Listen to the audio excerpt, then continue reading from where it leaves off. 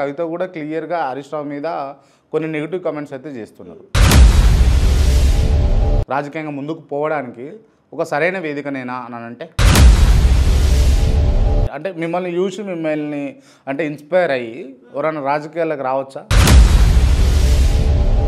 నర్సుగా మీరు వృత్తి కొనసాగించి ఎందుకు ఇట్లా పాలిటిక్స్ వైపు రావాల్సి వచ్చింది మీరు అంటే?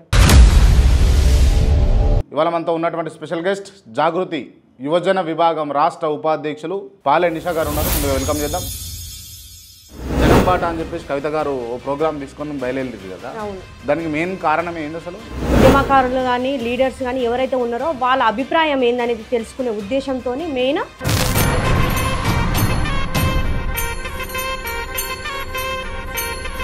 రాజకీయ పార్టీ కాదు, అవును, రాజకీయంగా స్ట్రెంత్ లేదు, అన్ని రాజకీయ పార్టీలతో పోలిస్తే కొంత చిన్న చూపు అయితే ఉన్నది. సో దీనివల్ల ఉపయోగం ఏముంటుంది మీలాంటి వాళ్ళకు అని అడిగితే? ఎందుకు ఉపయోగం లేదు?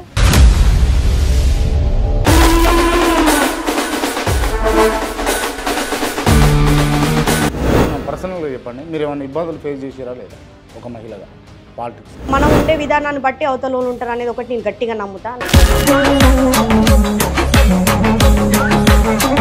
రాజకీయాలలో వచ్చిర్రు బాగానే ఉంది, సో జనం బాట జాగృతి ఇదంతా బాగానే ఉంది. అసలు మీ పర్సనల్గా మీ ఏమైంది అసలు రాజకీయాలలో? రాజకీయం అనేది ఆశించి వచ్చేది కాదు, కాకపోతే ఎక్కడో ఒక చిన్న స్వార్థం అయితే ఉంటుంది. ఈ స్వార్థపూరితమైనటువంటి ఆలోచన కోసం మీరు ఇప్పుడు జాగృతిలో అడుగుపెట్టారు, అంతేనా?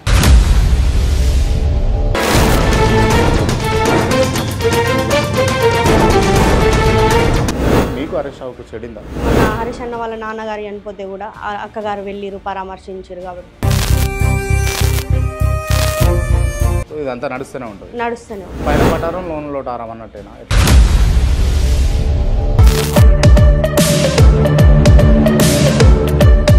కవిత గారు ఎక్కనా మీకు కేసీఆర్ గారు ఎక్కనా మీకు పర్సనల్గా? మేము నడుస్తున్న మార్గం కవిత గారి మార్గం కాబట్టి ఆమె వెనకాలే మేము నడుస్తాం. ఆమె ఎవరిని విమర్శించినా కూడా మేము విమర్శిస్తాం. ఆమె తప్పైనా ఒప్పైనా నిజం ఉంటేనే విమర్శిస్తుంది కదా, తప్పైతే ఎందుకు విమర్శిస్తారు? నమ్మకం పెట్టుకోరా మీ లీడర్ పైన మీరు?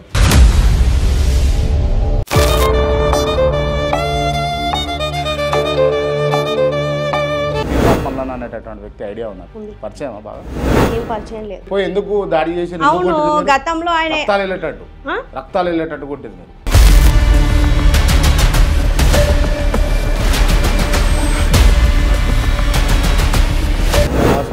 దాడులు కరెక్ట్. అటువంటి నీచుడికి బుద్ధి చెప్పాల్సిన అవసరం మాకుందా లేదా మీరు చెప్పండి.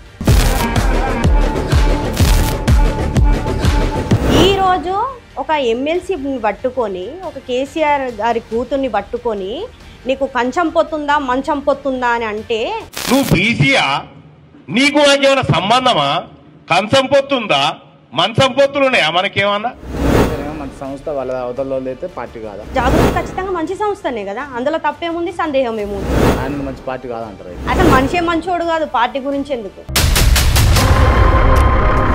వరకు పోతుంది ప్రయాణం అంత మీది? ఆమెను సీఎం చేసే వరకు వెళ్తుంది. ఆమెను సీఎం చేసే వరకు వెళ్తుంది. ఖచ్చితంగా చేస్తాం. చేస్తాం, చేసి చూపిస్తాం.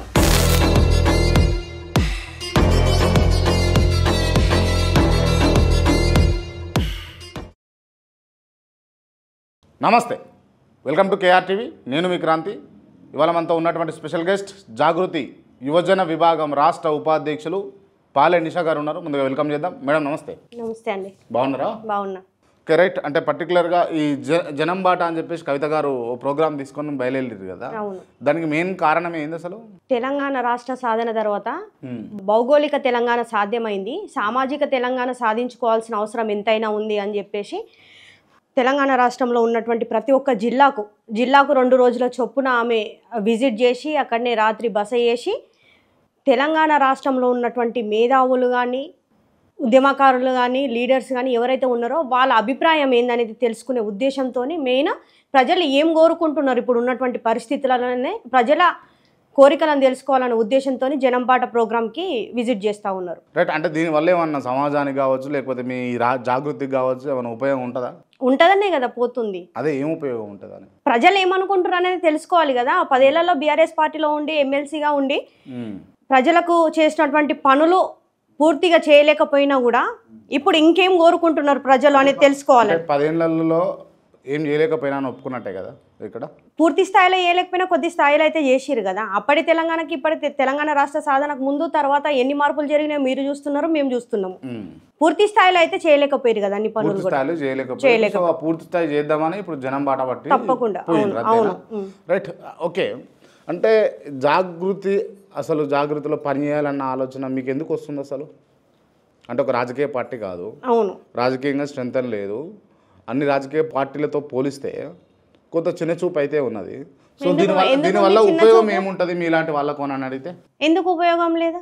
ఇప్పుడు పని చేసుకుంటా పోతా ఉంటేనే కదా మాలాంటి వాళ్ళకి మంచి మంచి అవకాశాలు వచ్చేది. సో అంటే మీలాంటి వాళ్ళకు రాజకీయంగా ఎదగడానికి కావచ్చు, లేకపోతే రాజకీయంగా బలపడడానికి కావచ్చు, లేకపోతే రాజకీయంగా ముందుకు పోవడానికి ఒక సరైన వేదికనేనా అని అంటే 100% ఖచ్చితంగా సరైన వేదికనే. 100% నేను నమ్ముతున్నా. మీరు గతంలో బీఆర్ఎస్ పార్టీలో పనిచేసినటువంటి వ్యక్తి, తెలంగాణ ఉద్యమ సమయంలో కూడా మీరు ఉన్నటువంటి వ్యక్తి మీరు. సో మీరు పర్టికులర్గా మీరెందుకు తీసుకున్నారు జాగృతి అనేటటువంటి సంస్థలో పనిచేయాలని, లేకపోతే ఓ విభాగంలో నేను ఓ అధ్యక్షులుగానో ఉపాధ్యక్షులుగా ఉండాలని మీరు ఎందుకు తీసుకున్నారు? జాగృతిలో ఉన్నటువంటి అన్ని విభాగాలలో ఎప్పుడు కూడా నేను ఒక ఉపాధ్యక్షురాలుగా ఉండాలని నేను అనుకోలేదు. కవితక్కనే గుర్తించి నాకు ఈ పదవి ఇచ్చేంత వరకు కూడా నాకు తెలియదు. ఇప్పుడు ఆమె ఆ పదవి ఇచ్చినందుకు ఆ పదవికి అయితే నేను న్యాయం చేసుకుంటూ వెళ్ళాలి కదా. గతంలో బీఆర్ఎస్ లో వర్క్ చేసిన అంటే ఉద్యమంలో పార్టీలకు అతీతంగా ప్రతి ఒక్కరం ఉద్యమం చేసినాము, తెలంగాణను సాధించుకున్నాము. తెలంగాణ సాధించుకున్న తర్వాత ఆ తెలంగాణ ఉద్యమానికి స్ఫూర్తి ఎవరంటే కేసీఆర్ గారు. ఆయన అడుగుజాడలో నడిచినాము, ఆయన చెప్పిన మాట విన్నాము. సకల జనులు సమ్మెలు కావచ్చు, వంట వార్పులు కావచ్చు, బంధులు కావచ్చు, రాస్తారోకలు కావచ్చు, ప్రతి ఒక్కటిలో మేము పార్టిసిపేట్ చేసినాం. పార్టిసిపేట్ చేసినాక తెలంగాణ రాష్ట్ర సాధన తర్వాత బీఆర్ఎస్ పార్టీ చేసినటువంటి సంక్షేమ పథకాలు ఏవైతే ఉన్నాయో అవన్నీ కూడా మేము ప్రజల్లోకి సోషల్ మీడియా ద్వారా తీసుకెళ్ళినాము. లైవ్ లో కూడా మేము ప్రతి ఒక్కరు కూడా చేరవేర్చినాం. కానీ అటువంటి పరిస్థితిలో ఉన్నప్పుడు తెలంగాణ భవన్ లో కవిత గారు నా మీద కుట్రలు జరుగుతూ ఉన్నాయి. నేను ఒక ఆడపిల్లగా ఇక్కడ ఉండి చెప్తున్నా ఈ కుట్రలు మంచివి కాదని చెప్పినప్పుడు కేటీఆర్ గారు స్పందించకుండా ఉండడము, లెటర్ లీక్ అయిన తర్వాత పార్టీ నుండి కవిత గారిని సస్పెండ్ చేయడం, ఇవన్నీ చూస్తూ ఉంటే ఒక మహిళకు నేను ఎందుకు సపోర్ట్ చేయొద్దు, ఒక మహిళగా నేను ఆమెకు ఎందుకు సపోర్ట్ చేయొద్దు, ఆమె వెనకాల ఎందుకు నడవద్దు అనే ఉద్దేశంతో నేను అసలు మీకేం సపోర్ట్ ఉన్నది మీరు సపోర్ట్ చేయడానికి? ఎవరు మీకేం సపోర్ట్ ఉన్నది? చిన్న అణువులు కలుస్తేనే కదా ఒక పెద్ద మనిషికి సపోర్ట్ ఉండేది. నేను కూడా అందులో ఒక అణువును అనుకొని నా వంతు సపోర్ట్ నేను ఇవ్వగలుగుతా కదా. సో అందుకోసం మీరు సపోర్ట్ చేసేందుకు పోయినరు. 100% చేస్తాం. రైట్. గతంలో మీరు హరీష్ రావు గారికి ఆప్తులుగా ఉండే, అవును, దగ్గరగా ఉండే కదా. సో ఇప్పుడు చాలా డిఫర్ అయిపోయారు. కవిత కూడా క్లియర్గా హరీష్ రావు మీద కొన్ని నెగిటివ్ కామెంట్స్ అయితే చేస్తున్నారు. దీన్ని మీరు ఎట్లా చూస్తారు? నెగిటివ్ కామెంట్స్ చేసిన కవిత గారు చేసినప్పుడు హరీష్ అన్నతో నాకు ఉన్న బంధం వాస్తవమే. ఎందుకంటే ఉద్యమంలో ప్రతి ఒక్కరం కూడా ఆర్థికంగా మన ఉద్యమం ద్వారా బలపడలేకపోయినా మానవ సంబంధాల కోసం అయితే అంటే ఆ ఆత్మీయత అయితే ఉద్యమంలో మనందరికీ ఏర్పడ్డది. ఆ ఉద్యమ బంధం అట్లనే కంటిన్యూ రామన్నతోని కావచ్చు, హరీష్ అన్నతోని కావచ్చు, కవితక్క గారితో కావచ్చు, ప్రతి ఒక్కరు అంటే ఉద్యమంలో ఎవరెవరైతే పార్టిసిపేట్ చేసిరో వాళ్ళందరూ పార్టీలకు అతీతంగా ఇప్పటికీ బంధాలు అనేవి కొనసాగుతూ ఉన్నాయి. కాకపోతే ఇంకొంచెం బంధం హరీష్ అన్నతో నాకు ఎక్కువ. కానీ కవితక్కతోని నా ప్రయాణం ఎప్పుడైతే మొదలు పెట్టినో అప్పటికి అక్క విమర్శలు చేయక ముందు నుండి కూడా నేను అక్కతోనే ఉన్నా. ఈ విమర్శలు జరిగిన తర్వాతనే కవితక్క దగ్గరకు వచ్చిన అనేది మాత్రం తప్పు. ఎందుకంటే ఎప్పటి నుంచో అక్క పరిచయము, అక్క ద్వారా ఆమె చెప్పిన మాటలు కానీ అవన్నీ మేము వింటూ ఉన్నాము. అంటే రాజకీయాల్లో ఒక మహిళ కూడా ఇంత పార్టిసిపేట్ చేయగలుగుతుందా అని చెప్పి నా చిన్నతనంలో ఫస్ట్ నేను చూసింది ఆమెను చూసి ఫస్ట్ నేను ఈ స్ఫూర్తి నొంది ఇలాగా నేను కూడా ఒక మహిళగా ఎదిగితే బాగుంటుంది కదా అన్న ఉద్దేశంతోనే ఆమె మీద ఒక మహిళా రాజకీయ నాయకురాలుగా ఆమె మీద ఎప్పటికైనా అభిమానం ఉంటుంది కాబట్టి ఆ అభిమానంతోనే ఆమె వెనకాల నడుస్తూ ఉన్నాం. ఏడు వరకు పోతుంది ప్రయాణం అంతా మీది? ఆమెను సీఎం చేసే వరకు వెళ్తుంది. అర్థం కాలేదు. ఆమెను సీఎం చేసే వరకు వెళ్తుంది. అర్థం కాలేదు. ఆమెను సీఎం చేసే వరకు వెళ్తుంది. సీఎం చేస్తారా? ఖచ్చితంగా చేస్తాం. చేస్తాం, చేసి చూపిస్తాం. ఓకే, ఎట్లా చేస్తారు? ఏ ప్రాతిపదికన చేస్తారు? ముందు మీరే చూస్తారు కదా. అంటే మీది ఒక పార్టీ కూడా కాదు కదా, సంస్థ. పార్టీగా రూపాంతరం చెందుతుంది కదా. చెందుతుందని చెప్తుర్రా? 100% చెందుతుంది. పార్టీ అవుతుందా? ఖచ్చితంగా అయితే. ఏ పార్టీ పెడతారు? పార్టీ పేరు అంతా డిసైడ్ అయిపోయారా మీరు? ఇప్పుడు ఈ జనం బాట కార్యక్రమమే అంది కదా. ప్రజలు ఏం కోరుకుంటా ఉన్నారు, ప్రజలకి ఏం నీడ్ ఉంది, వాళ్ళు ఏమనుకుంటా ఉన్నారు, వాళ్ళ సమస్యలను తెలుసుకొని వాటన్నిటిని కూడా పరిశీలించి మేధావులతో సమాలోచనలు చేసి వాళ్ళ నిర్ణయం మేరకు అప్పుడు ఆలోచన చేసుకొని. మేధావులు అంటే మీ పార్టీలో మీ సంస్థలో ఉన్న మేధావులా లేకపోతే సమాజంలో ఉన్న అందరూ? రాష్ట్ర వ్యాప్తంగా ఉన్న మేధావులు, రాష్ట్ర వ్యాప్తంగా వాళ్ళందరినీ తీసుకొచ్చి పార్టీ పెట్టాలన్నా వద్దా అని అప్పుడు ఆలోచన చేస్తారు అంతే. పార్టీ పెట్టడం ఖచ్చితం, కాకపోతే కొంచెం టైం పడుతుంది. Okay, right. ఓకే, మీరు నర్సుగా పనిచేసారు కదా. అవును. ఉద్యమం టైంలో, తెలంగాణ ఉద్యమం అజిటేషన్ టైంలో కదా చేసిన. ఈ నర్సుగా మీరు వృత్తి కొనసాగించి ఎందుకు ఇట్లా పాలిటిక్స్ వైపు రావాల్సి వచ్చింది మీరు అంటే? అంటే నేను 9th 10th ఉన్నప్పటి నుండి కూడా ఉద్యమంలో చురుగ్గా పాల్గొనేదాన్ని. అటువంటి సందర్భంలో ఇంటర్ అయిపోయిన తర్వాత గాంధీలో నర్సింగ్ సీట్ వచ్చింది. ఆ సీట్ను నేను యూటిలైజ్ చేసుకొని ఒక నర్సింగ్ కోర్సు నేను చదివిన చిన్నప్పటి నుంచి నాకు రాజకీయాలంటే ఇంట్రెస్ట్. ఎట్లా అంటే మీ ఫ్యామిలీలో రాజకీయాలు ఉన్నారా? రాజకీయం అంటే ఫ్యామిలీలో ఉంటేనే వస్తుందా? అడుగుతున్నామ్మా, ఉన్నారా ఎవరన్నా? మా ఫాదర్ ఉన్నారు. మీ ఫాదర్ ఉన్నారు, ఓకే. ఏ పార్టీ? బీఆర్ఎస్. ఓకే, చెప్పండి. రాజకీయంగా మా నాన్నగారు ఉన్నారు కాబట్టి ఆయనను చిన్నప్పటి నుంచి చూసినా కానీ మా మమ్మీ సపోర్ట్ కానీ ప్రతి ఒక్కరు అంటే ఫ్యామిలీ సపోర్ట్ ఉండే నేను ఎందుకు కావద్దనే ఉద్దేశంతో నర్సింగ్ అనేది ఫీల్డ్ నాకు కొంచెం అంటే ఇష్టంతో ట్రైనింగ్ చేసినా కూడా రాజకీయం అంటే ఎక్కువ ఇంట్రెస్ట్ ఉండే. ఆ ఉద్యమం ఆ రాజకీయ పంతాన్ని నేర్పింది నాకు. అందుకోసం రాజకీయం వైపు అడుగులు వేసుకుంటూ వచ్చారు. అవును. ఏమన్నా పర్సనల్గా చెప్పండి, మీరు ఏమైనా ఇబ్బందులు ఫేస్ చేసారా లేదా ఒక మహిళగా పాలిటిక్స్లో?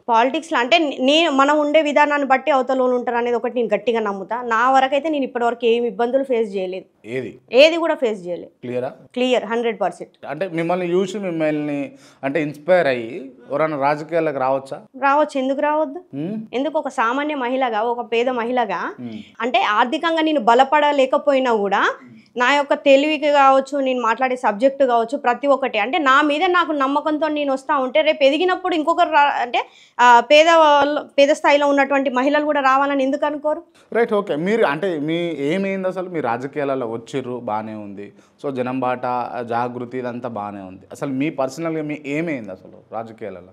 రాజకీయం అనేది ఆశించి వచ్చేది కాదు.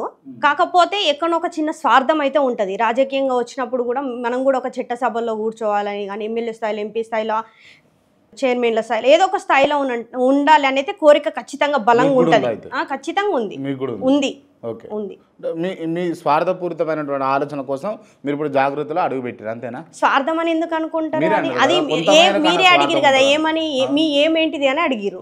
ఏమన్నప్పుడు మనం ఒక లక్ష్యాన్ని ఎంచుకున్నప్పుడు అందులో స్వార్థం లేకపోతే ఎట్లుంటది? అంటే జనరల్గా ఏమంటారు అంటే నా ఏమైందంటే ప్రజాసేవ, ప్రజలకు సేవ చేయాలని అంటారు కదా. ఆ పదవి వస్తేనే కదా మనం ఒక పొజిషన్ ఉంటేనే ప్రజలకు సేవ చేయగలుగుతాము. ఇప్పుడు మనము ఒక పదవి లేకుండా ఎంత సేవ చేసుకున్నా కూడా అది ఎవరు గుర్తిస్తారు? ఎవరు గుర్తించరు కదా. అంటే గుర్తింపుల కోసం మీరు సేవలు చేస్తారా? ఎట్లా? అంతే, 100%. గుర్తింపు కోసమే. గుర్తింపు వచ్చిన తర్వాతనే కదా నా స్థానాన్ని నేను చేరుకునేది. సో గుర్తింపు కోసం సేవ చేస్తా అంటున్నారు. అవును, 100% గుర్తింపు కోసమే నా లక్ష్యాన్ని నేను ఎంచుకొని నేను సేవ చేస్తా. ఓకే, సరే, మొత్తం క్లారిటీగానే ఉన్నట్టు మీరు. అండ్ ఇంకొక విషయం ఏంటి అని అంటే, ఎందుకు మీకు అరెస్ట్ అవ్వకు చెడిందా? అట్లేం లేదు. అంటే ఇప్పుడు పర్సనల్గా మంచిగానే ఉన్నారా? బంధం ఎక్కడ కల్పించినా కూడా అన్నకు విష్ చేస్తూ ఉంటే అన్న కూడా విష్ చేస్తాడు. బంధం అయితే ఉంటుంది కదా. బట్ కవిత గారు అనుచిత వ్యాఖ్యల కారణంగా అంటే మొత్తం టోటల్గా జాగృతి అనేది హరీష్ రావు తోటి డిఫర్ అయినట్టే కదా? డిఫర్ అయినట్టే అని ఎందుకు అనుకుంటారు? ఇప్పుడు మన హరీష్ అన్న వాళ్ళ నాన్నగారు చనిపోతే కూడా అక్కగారు వెళ్ళిరు, పరామర్శించారు కాబట్టి. సో ఇదంతా నడుస్తూనే ఉంటుంది. పైన పటారం లోన్లో టారం అన్నట్టేనా? అట్లా ఎందుకు అనుకుంటారు? అట్లా ఏముండదు. యాజ్ ఏ నేను ఒక జాగృతి మెంబర్గా కవితక్క వెనకాల నేను నడుస్తున్నప్పుడు ఆమె ఎవరిని విమర్శించినా, ఎవరిని సంబోధించి మాట్లాడినా కూడా మేము కూడా ఖచ్చితంగా వాళ్ళని విమర్శిస్తాం. ఎవరైనా కేసీఆర్ గారిని నేను విమర్శించను అనే పలు సందర్భాల్లో చెప్పిన సందర్భాలు కూడా ఉన్నాయి కదా. కానీ నేను చూసిన ఒక సందర్భంలో ఖచ్చితంగా మీ ప్రత్యర్థి కేసీఆర్ అయితే ఎదిరించే అవకాశం మీకు వచ్చింది అని అన్నప్పుడు ఖచ్చితంగా ఎదిరిస్తారా అంటే ఎస్ ఎదిరిస్తాము అని అన్నది. మరి ఆ టైంలో మీరు ఎటువైపు ఉంటారు? కవిత గారి వైపే ఉంటాం. అంటే ఖచ్చితంగా కవిత గారు ఎక్కనా మీకు, కేసీఆర్ గారు ఎక్కనా మీకు పర్సనల్గా? కవితక్క గారు ఏం చెప్పారు, ఆయన కూతురుగా నేను జన్మించడం నేను ఒక అదృష్టం చేసుకొని పుట్టినా అనే ఒక మాట అన్నారు. ఇప్పుడు తెలంగాణ రాష్ట్రం తెచ్చినటువంటి కేసీఆర్ సార్ గారికి ఎప్పుడైనా మేము రుణపడి ఉంటాము, అభిమానం అదే ఉంటుంది. కాబట్టి కాకపోతే మేము నడుస్తున్న మార్గం కవిత గారి మార్గం కాబట్టి ఆమె వెనకాలనే మేము నడుస్తాం. ఆమె ఎవరిని విమర్శించినా కూడా మేము విమర్శిస్తాం. తప్పైనా ఒప్పైనా నిజం ఉంటేనే విమర్శిస్తుంది కదా. తప్పైతే ఎందుకు విమర్శిస్తారు? నమ్మకం పెట్టుకోరా మీ లీడర్ పైన? మేము దగ్గరుండి చూస్తూ ఉన్నాం కదా, ఆమె స్వభావం ఏంది, ఆమె మాట విధానం ఏంది, ఆమె ఏ విధంగా స్ట్రగుల్స్ అవుతున్నారు, ప్రతి ఒక్కటి మేము చూస్తూ ఉన్నాం కాబట్టి. ఇప్పుడు అఫ్ కోర్స్ మీరు కూడా ఇప్పుడు మాట్లాడుతూ ఉంటే బాగా మాట్లాడుతుందని నాకు కూడా అనిపిస్తుంది. కాకపోతే ఇన్నర్గా కొంత నటన అయితే ఉంటుంది కదా మీకు కూడా, తనకున్నట్టే మీకు కూడా, మీకున్నట్టే తనకు. ఆబ్వియస్గా మనుషులం కదా. నటించే వాళ్ళు ఎప్పుడు కూడా అన్ని ఓపెన్గా చెప్తారా అండి? క్రాంతి గారు చెప్పరు కదా. అట్లానే ఎట్లా అనుకుంటారు మీరు? కొందరు నిత్య నటకులు ఉంటారు, వాళ్ళని అడగండి నటించేటోళ్ళను. మేము రాదు, మీకు అసలు రాదు. క్లియర్ ఉన్నారు. నేను రీసెంట్ టైమ్స్లో చూసిన తీర్మాన్ మల్లన్న అనేటటువంటి వ్యక్తి ఐడియా ఉందా మీకు? తెలుసా? ఉంది. పరిచయమా బాగా? నాకేం పరిచయం లేదు. మరి ఎప్పుడో పోయి- ఒకప్పుడు పోయి- గతంలో పోయి పోయి ఎందుకు దాడి చేసి అవును గతంలో ఆయన రక్తాలు వెళ్ళేటట్టు కొట్టారు మీరు.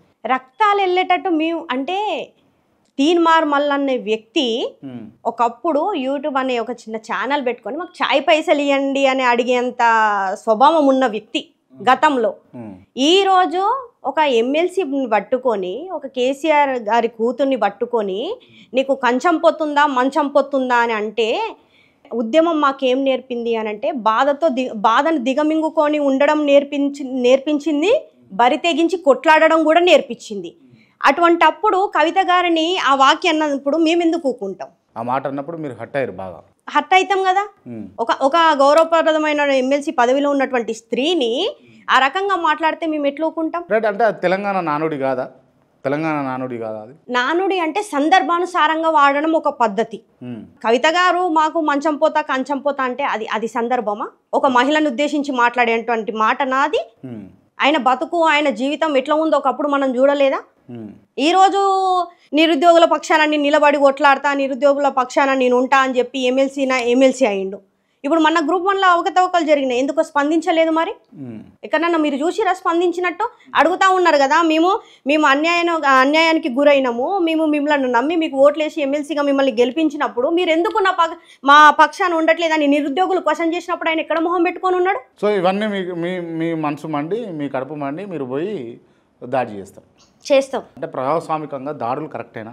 ఓపెన్గా మాట్లాడదాం. ప్రజాస్వామికంగా దాడులు కరెక్టేనా? అంటే ఎదుటి వాళ్ళు మాట్లాడే విధానాన్ని బట్టి కూడా ఉంటుంది. చాలా సందర్భాల్లో నోరు వారేసుకున్నటువంటి సందర్భం ఆయన మూర్ఖత్వం అది. అటువంటిప్పుడు చూసి చాలా వరకు కూడా ఎంతో మందిని ఇష్టం ఉన్నట్టు మాట్లాడింది, కానీ ఒక మహిళను మాట్లాడడం అయితే తప్పే కదా. అటువంటి నీచుడికి బుద్ధి చెప్పాల్సిన అవసరం మాకుందా లేదా మీరు చెప్పండి. సో అట్లా కొడతారు, దాడులు చేస్తారు సందర్భాన్ని బట్టి. ఎవరి మీదైనా చేస్తారా అట్లా మాట్లాడితే చేస్తాం. ఎవరి మీదైనా చేస్తాం. ఎందుకు మీ మీద కేసులు కూడా రాలేదట? ఎవరికి? మీ మీద కేసులేనా? మన తప్పు ఉంది కదా ఆడ. అట్లా మాట్లాడ. ఇప్పుడు మేము పోయి దాడి చేయాల్సిన దానికి సందర్భం ఏంది? ఆయన మాట అనకపోతే మేము అసలు ఆ చెత్త విధమని మేము పట్టించుకునేటోళ్ళం కూడా కాదు. అసలు ఆయన టాపికే అవసరం లేదు. ఆయన గురించి డిస్కషన్ చేసి టైం వేస్ట్ చేసుకునేంత స్థాయి మనది కాదు. ఆయన ఎంత చిల్లర వ్యక్తో ఇప్పుడు ఈ బీసీ ఉద్యమం కవిత గారు ఎత్తుకొని ఆమె గత కొన్ని నెలలుగా 7-8 నెలలుగా బీసీ పక్షాలను నిలుస్తున్నారు, వాళ్ళ వెనకాల నడుస్తున్నారు. ఇప్పుడు నిరుద్యోగులను పట్టించుకొని ఎమ్మెల్సీ అయ్యిండు.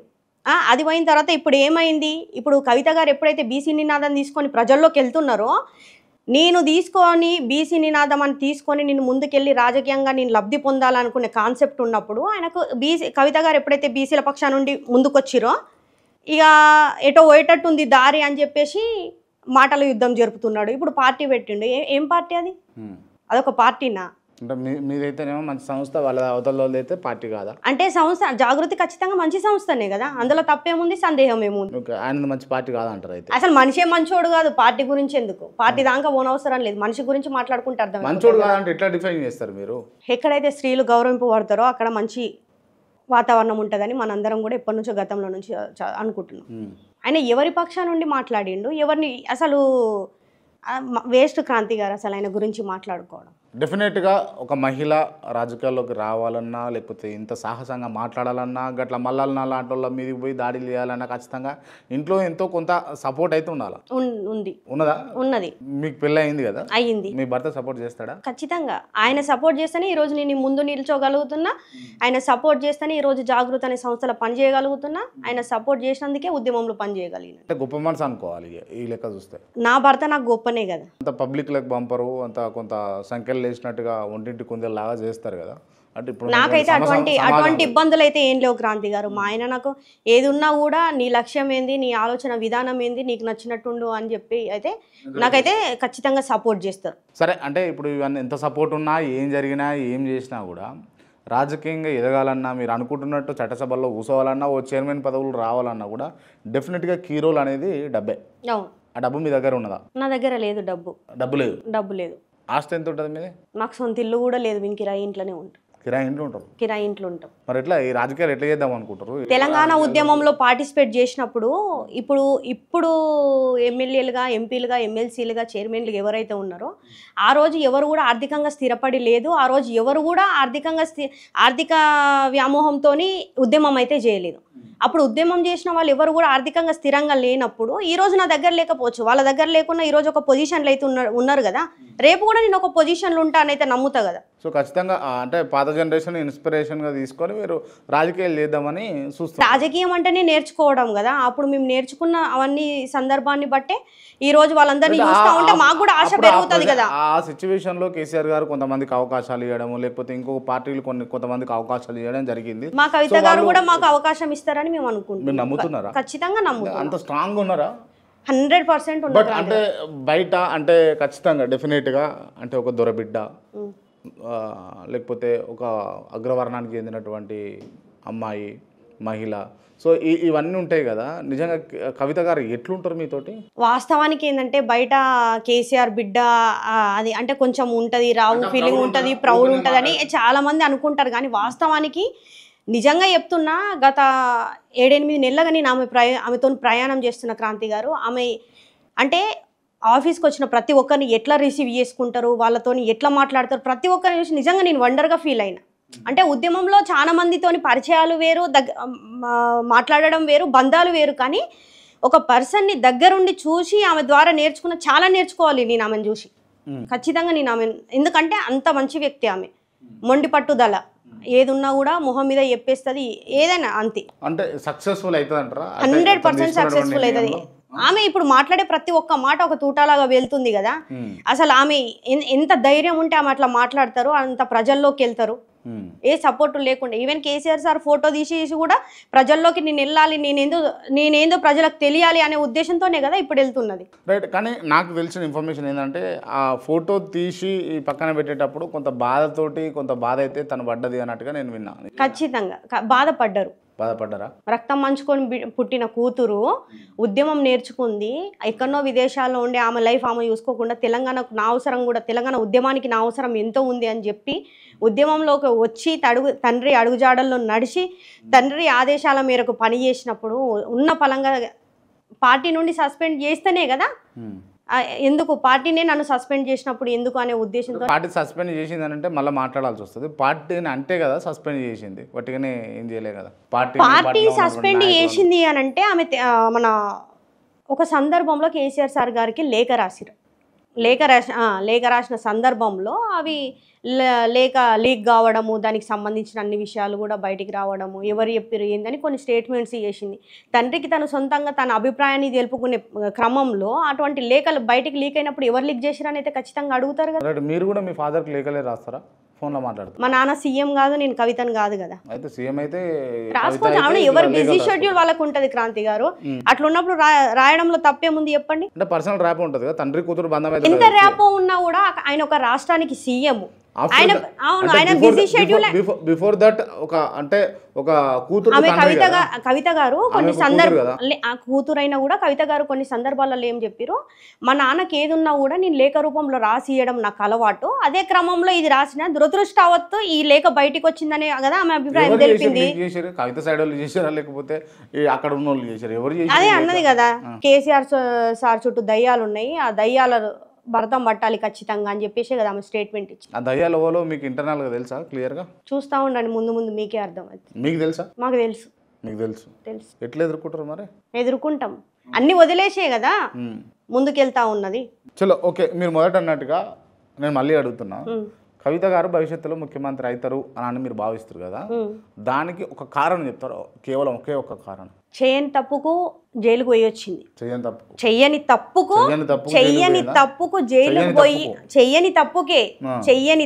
జైలుకు పోయి వచ్చింది. ఒక మహిళా ముఖ్యమంత్రి కావాలని మేమందరం కోరుకుంటున్నాం.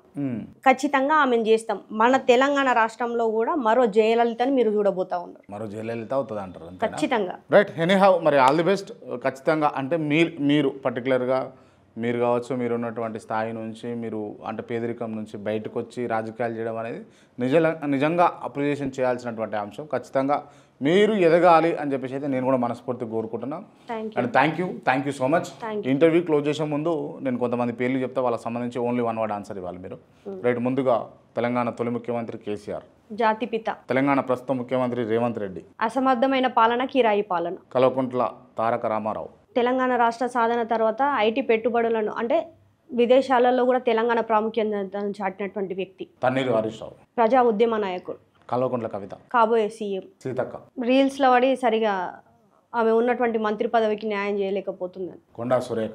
మాట మీద నిలబడే వ్యక్తి కాదు, అసలు ఆమె సబ్జెక్ట్ లేని పర్సన్. సత్యవతి రాథోడ్. పేదింటి బిడ్డ అని చెప్పగలుగుతుంది. అనిల్. సక్సెస్ అంటే ఏ విధంగా ఉంటుందో కవితకు ముందుండి చూపించే వ్యక్తి. పాలనిష. నా గురించి నేను చెప్పుకోవడం కంటే ఫ్యూచర్లో మీరు చూస్తారు కదా. క్రాంతి. ముక్కుసూటితనం ఎక్కువ. Right. Thank you so much.